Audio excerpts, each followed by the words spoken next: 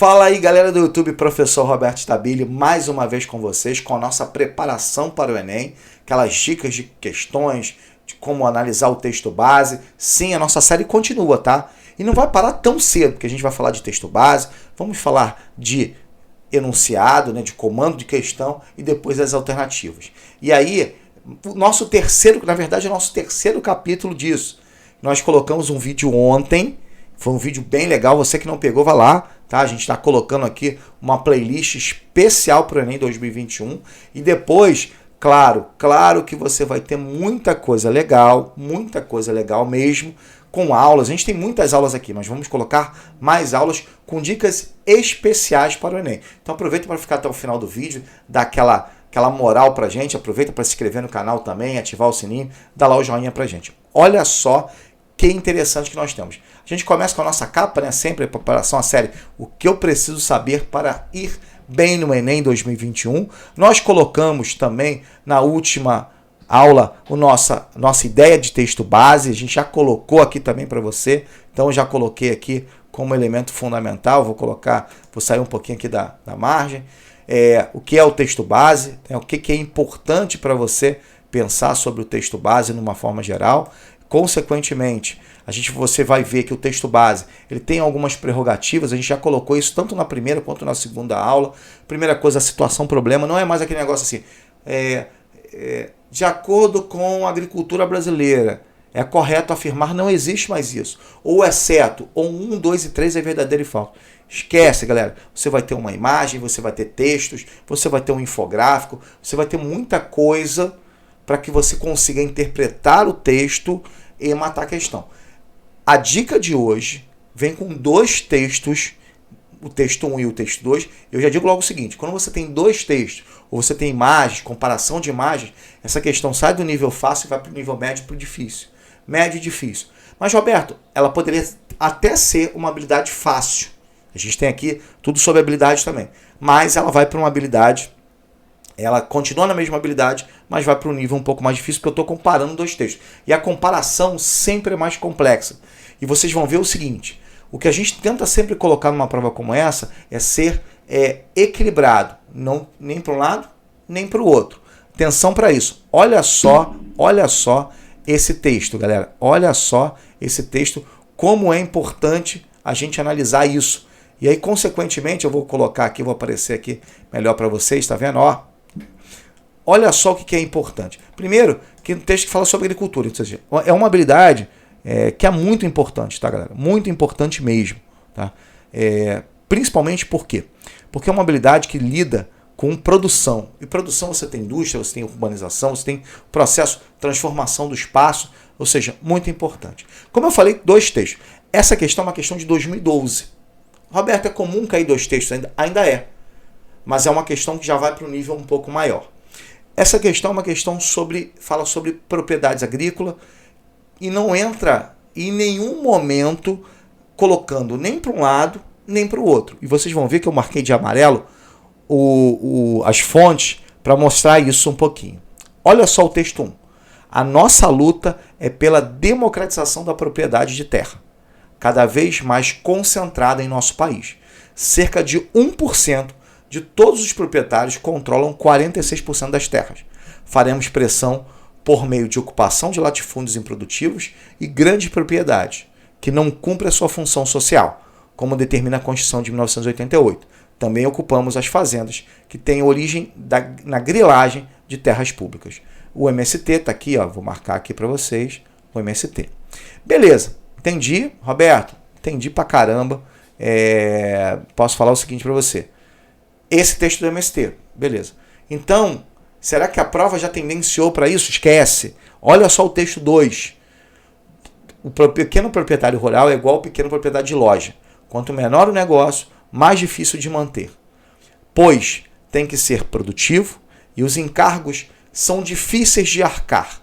Sou a favor de propriedades produtivas e sustentáveis e que gerem empregos. Apoiar uma empresa produtiva que gera emprego é muito mais barato e gera mais do que apoiar a reforma agrária. Então, esse texto 2, tá, é contra a reforma agrária.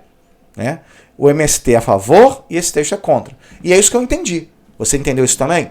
Isso que eu entendi. O primeiro texto fala assim, ó, a gente tem que distribuir as terras. E esse cara fala assim, ó, pequena propriedade talvez não seja bom para a economia. Entendeu? Os dois lados. Pô, Roberto, eu sou contra, eu não gostei do que o Lessa falou ali. Tudo bem. Eu também acho que está errado. Mas, tá? Você tem que levar. Eu acho que o MST é muito rigoroso. Ele invade propriedade que muitas vezes eu acho que isso não é correto. Também acho que não é correto. A gente não vai julgar o texto base. A gente vai analisar para montar a questão. E são dois textos com dois perfis diferentes. Dois posicionamentos diferentes. Isso que é importante. Tá bom? Então vamos lá. Nos fragmentos dos textos, os posicionamentos em relação à reforma agrária se opõem. Pronto. O texto já colocou isso para gente. Isso acontece porque os autores associam a reforma agrária respectivamente a. Ou seja, a reforma agrária para um é tal coisa e a reforma agrária para outro é tal coisa. Vamos lá? Vamos analisar literalmente? E aí, quando a gente analisa esse processo, eu digo sempre que é muito importante você pensar, porque você fala assim, caramba, eu tenho que colocar respectivamente. Então tem que fazer essa comparação. Então tá lá, redução do inchaço urbano e a crítica ao minifúndio, né? Aí seria camponês, tá? Será que a redução do inchaço urbano é isso que realmente o MST quer? Não, não é isso, tá? Não é isso que o MST quer. Então, a primeira, para mim, tá fora. Letra B, ampliação da renda nacional e a prioridade do mercado externo. Bom, mostrou isso no texto base? Para mim não mostrou. Para mim não mostrou nada disso. Nem a ampliação da renda nacional, nem a prioridade do mercado externo. Levando em consideração que o 2 está muito mais adequado. Beleza? C. Aí vem contenção, né? De uma certa forma, da mecanização. Bom, calma aí. Contenção da mecanização agrícola e combate ao êxodo rural. Nenhuma das duas me mostra isso. Nenhuma das duas. Mesmo que a outra fale assim, estou gerando emprego. A de cima, por exemplo, não fala na questão que eu não vou poder usar a máquina. Tá? Letra D. Privatização de empresas estatais, que o MST certamente não é a favor. Tá? E ao estímulo ao crescimento econômico. Que eu acho que também, talvez o texto 2 tenha mais a ver. Então eu já eliminei as 4.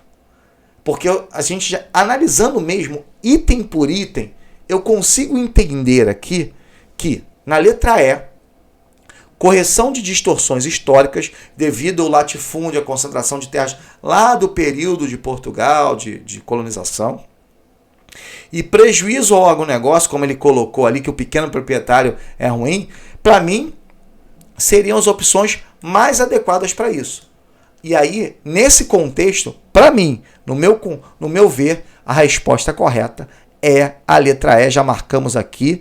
E o que mostra realmente, não é uma questão fácil, tá? Apesar das alternativas a gente foi eliminando, né? Os distratores a gente foi eliminando, a letra E é importantíssima para a gente analisar as duas formas de pensar. Correção de distorções históricas, que é uma distribuição de terras com a reforma agrária, e a questão do agronegócio. Para mim, certíssima, letra E. Questão difícil, hein, galera? Questão difícil que a gente não vai errar mais na prova. Você acertando uma questão dessa, tá? E acertando uma questão fácil, o teu salto é muito grande. É o que a gente chama de coerência pedagógica. Uma coisa que a gente vai falar aqui no vídeo que é muito importante, coerência pedagógica no Enem, tá? Isso é fundamental. Às vezes, é que nem quando um cara faz, por exemplo, prova Polícia Federal, UNB, SESC, UNB, antigamente era assim. Certo e errado. Um eliminava o outro. Agora são 2 errados que eliminam uma certa. Se você não tem certeza sobre aquilo, ferrou.